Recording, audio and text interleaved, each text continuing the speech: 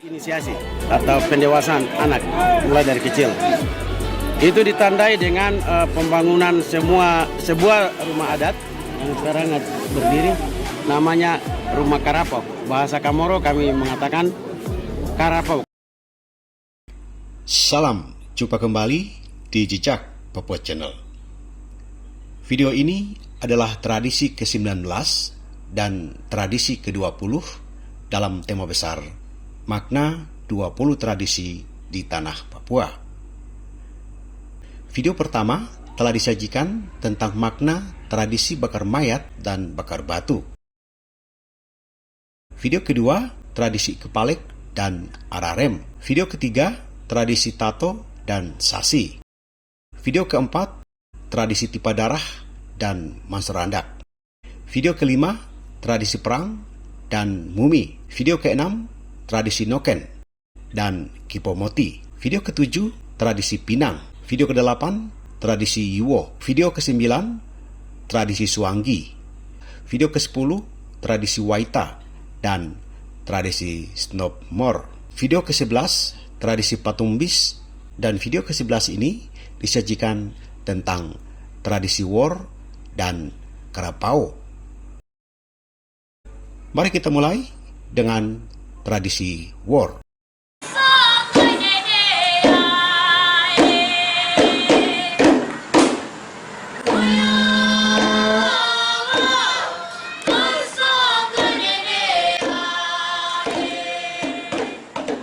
Wor adalah upacara adat yang berhubungan dengan kehidupan religi di Biak, yakni upacara adat perlindungan diri dan keluarga dalam kehidupan. Dan hampir setiap suku di Papua memiliki upacara adat yang serupa. Dalam suku Mei misalnya, disebut dengan upacara adat pota atau kamu. Dan setiap suku di Papua memiliki sebutannya masing-masing. Jadi, dalam kehidupan orang Papua di masa lalu dan masih ada juga di saat ini, di beberapa suku, segala aspek kehidupan sosial seringkali diwarnai dengan upacara adat. Jadi, wor atau pota dan apapun sebutannya di setiap suku di Papua merupakan suatu kewajiban yang harus ditunaikan oleh setiap keluarga.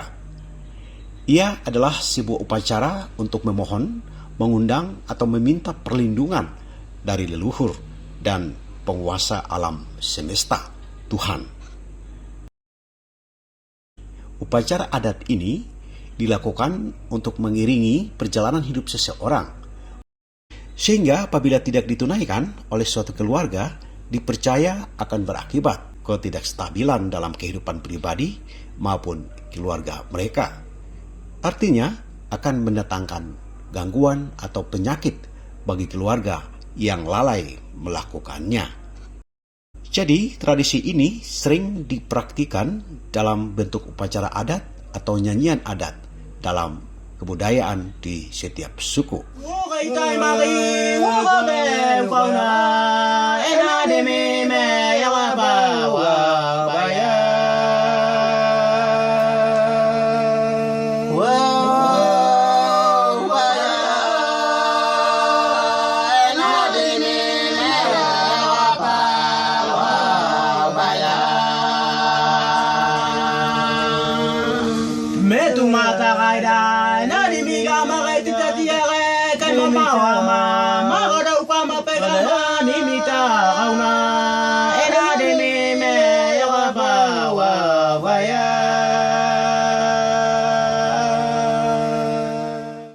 Ini merupakan upacara yang sakral karena dipercaya dapat berfungsi untuk melindungi seseorang dalam setiap peralihan siklus hidupnya.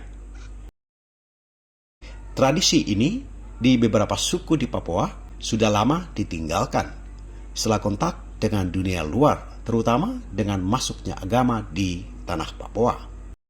Namun, di beberapa suku masih melakukan upacara adat tertentu, namun tidak dalam konteks menyembah berhala. Jadi sahabat, itulah tradisi Wor. Kita beralih ke tradisi berikutnya, yaitu tradisi Karapau.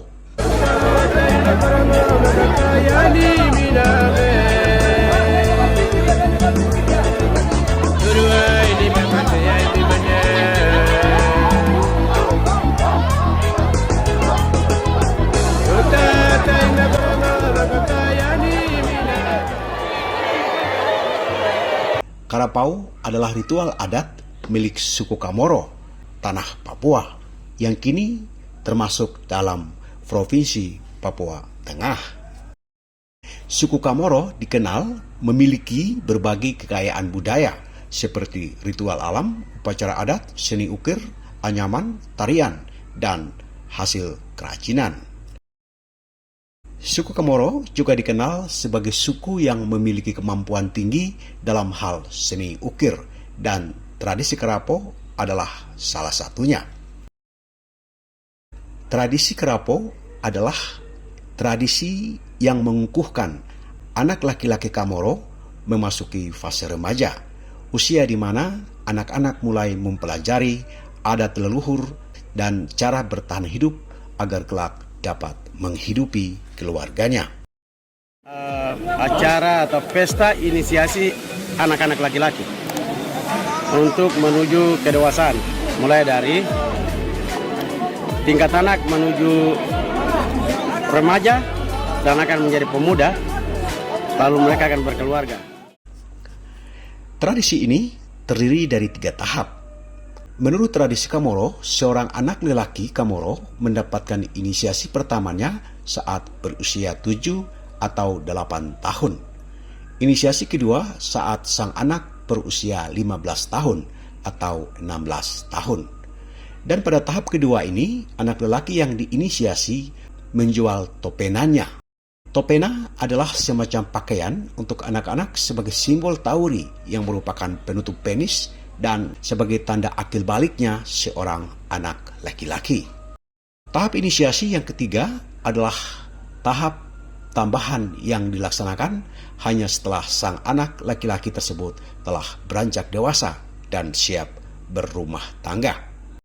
Pada tahap ini, dalam inisiasi sang pria akan ditandai kepemimpinannya dalam masyarakat dengan melubangi hidungnya. Sekat yang ada di antara kedua lubang hidung dilubangi sehingga cukup besar. Ditusukkan taring binatang seperti taring babi liar. Upacara ini dilakukan dalam sebuah bangunan sementara yang berbentuk memanjang. Dindingnya terbuat dari anyaman daun sagu, tiang-tiangnya saling terikat, dan atapnya terbuat dari jemari. Lebarnya kira-kira 3 meter dan panjangnya tergantung pada jumlah pintu.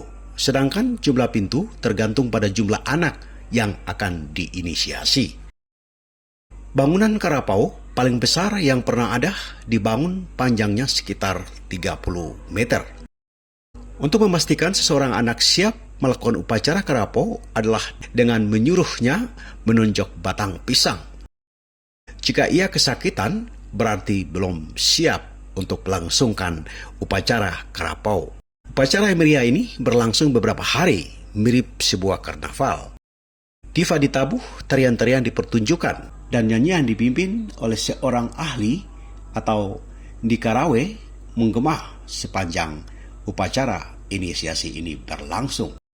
Tubuh anak-anak yang akan diinisiasi dilukis dengan jelaga, kapur, dan berbagai warna alami yang terbuat dari dedaunan dan biji-bijian. Sahabat, dalam upacara ini tiang-tiang besar disiapkan dan diukir menjadi mitoro atau patung-patung leluhur.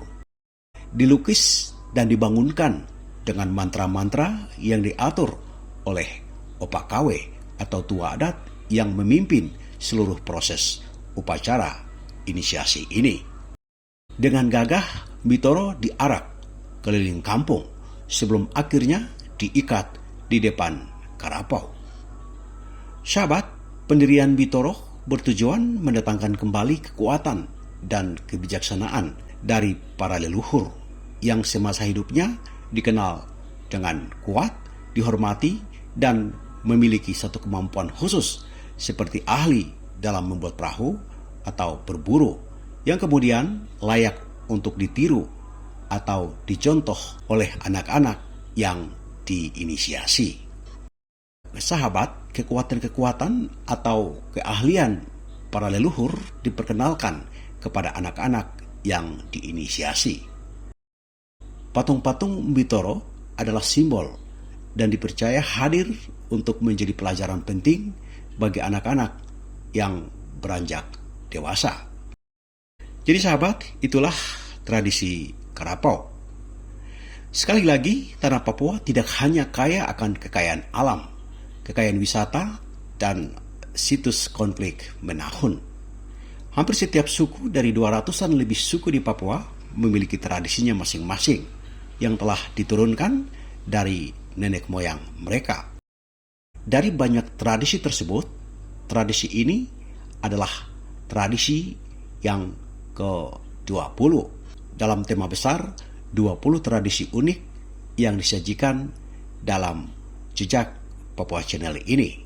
Jadi, tradisi-tradisi yang baik patut dimodifikasi dan diwariskan sesuai dengan perkembangan zaman tanpa meninggalkan maknanya. Jika Anda tertarik menonton semua video itu atau semua tradisi itu, silakan lihat linknya di deskripsi video ini. Dan kemudian jika Anda tertarik mengkaji atau melakukan penelitian, silakan datangi suku masing-masing. Salam keberuntungan.